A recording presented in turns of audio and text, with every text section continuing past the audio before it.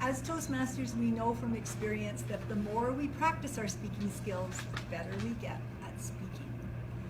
And it makes sense. A concert pianist doesn't play on stage after practicing only 15 minutes a week or even 15 minutes a day. They spend hours and hours and hours. A professional figure skater, hours and hours and hours at the rink early in the morning to hone their skill. And it's the same with Toastmasters. If we want to hone our skill, we need to practice it, like Tracy said. Stepping out of your comfort zone and doing things that make you grow, help you to grow. As Jack did when he did the contest, took on the role of contest chair as well.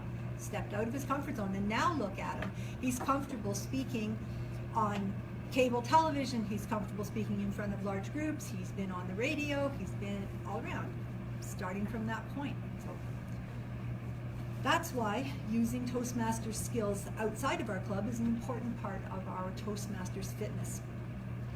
So a good Toastmasters club helps speakers by providing a caring, supportive, and nurturing environment. And I think you'll all agree that we definitely have that here. A safe environment for learning and experimentation, finding out what works, what doesn't work.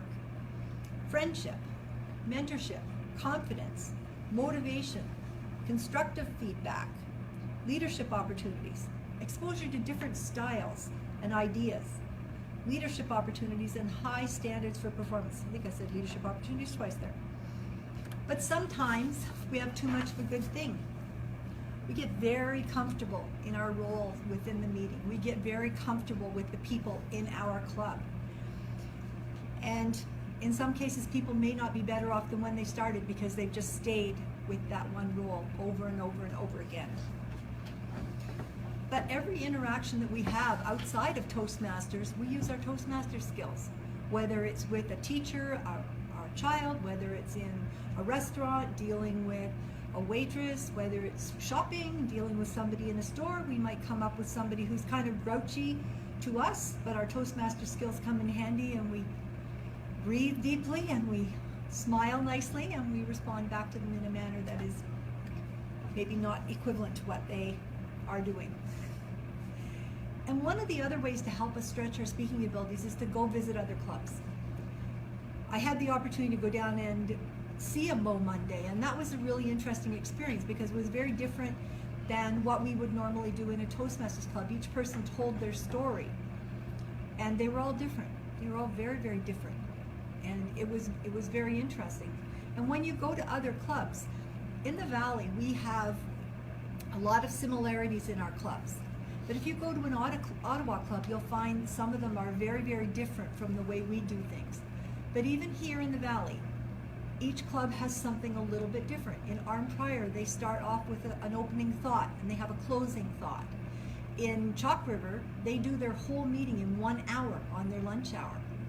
In Deep River, they have about an hour and a half, and they only have one speech per night. So if you want to get on the roster for a speech, you have to sign up ahead of time because only one speech, that's all they do. Pembroke is pretty much the same as Renfrew, how it's done. So there's a lot of things you can learn from other clubs. Just, you might pick up one new tip, one thing that you thought, hey, why don't we try that at our club?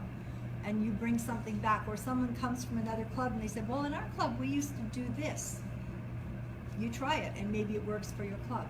So that's what you can find out by visiting other clubs.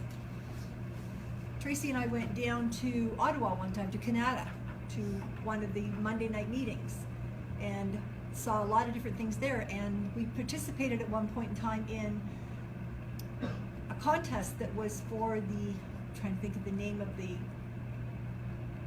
contest, where you give speeches that are not real at all. Tall Tales. Tall Tales.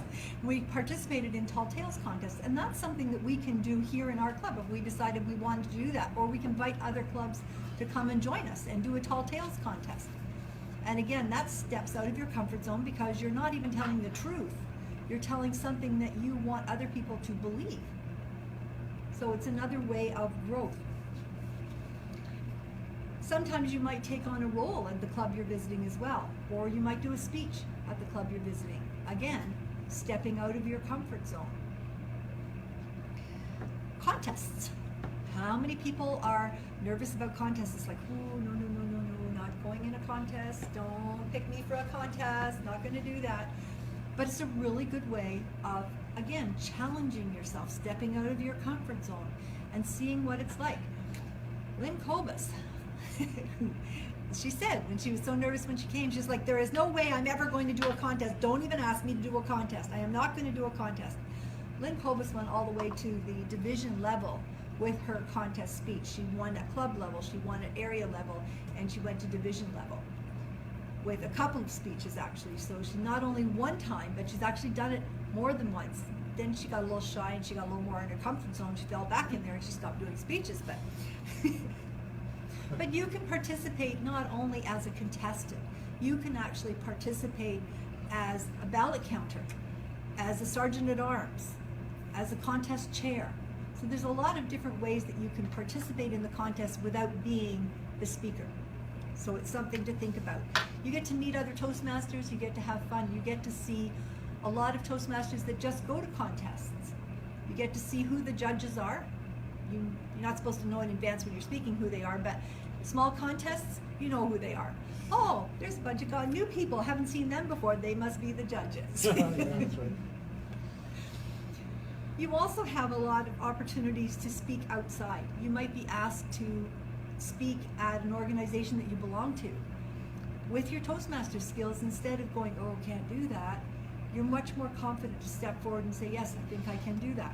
As I said, when Jack was asked, could you speak here? Didn't you take on the role of president of the art guild? Yeah.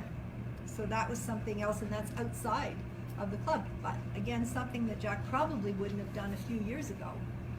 But with Toastmaster skills now, he feels more experienced and able to do that.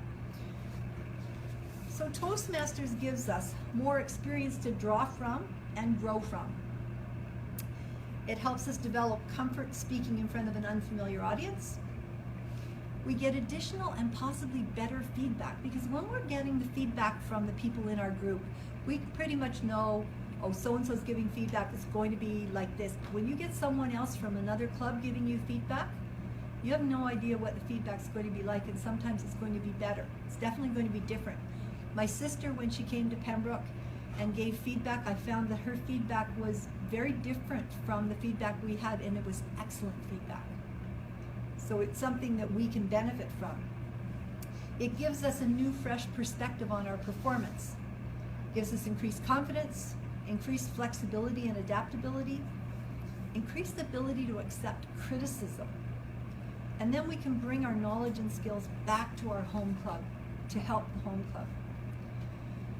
So I want to encourage you all to step out of your comfort zone a little, to go and visit another club, to go and learn something from somebody else and take your skills there and offer to take on a role, offer to evaluate, offer to be the general evaluator if they don't have one, offer to do the table topics for sure. Make sure you take part in the table topics when you go to another club, and just see how do other clubs do it.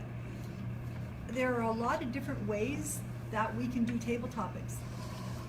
There are a lot of different ideas that people have for table topics, and if we go to another club, we might see something that we really, really like to bring back to our club. So I hope that all of you will take an opportunity to reach out beyond your club and learn a little bit more that you can bring back to our club to enrich our club. Madam Toastmaster.